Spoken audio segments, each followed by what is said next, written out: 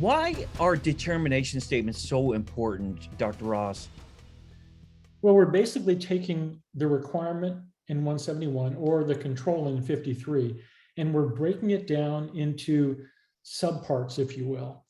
Because when you read a requirement or control at the macro level, there's a lot of things going on. I used control AC2. It may have 20 different pieces to it.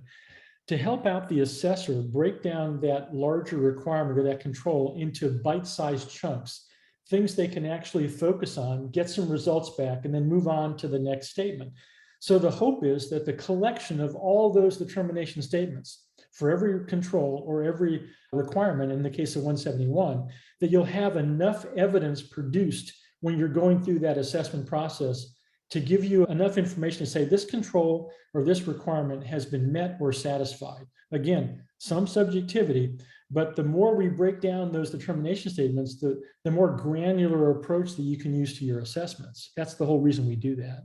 And so I, as a company preparing for a third party to assess me, which we'll talk about just here shortly, I want to write those determination statements as an overall summary or description on how we're actually implementing those controls, how they are operating as intended, and how they are producing the desired result, so that assessor can clearly say, this is how we've done this. This is how this control is implemented in my environment, and they can verify and validate whether or not what we've done is consistent with what the requirement is.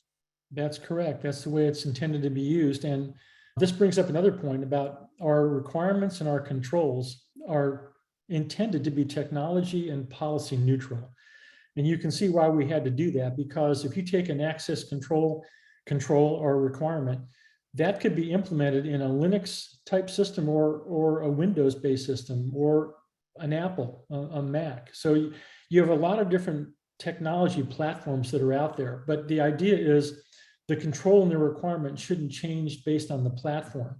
Now, what that means is that most organizations who are trying to meet specific requirements or controls, they're going to have to do a little more work in figuring out how this specific control or requirement is implemented on the various different types of platforms they may own and operate. And Yes. there's a little work to be involved in that, but it has to be done, because in order for that control to actually be implemented correctly and operating as intended, it's got to take that last step to actually be deployed in the platform where the customers are.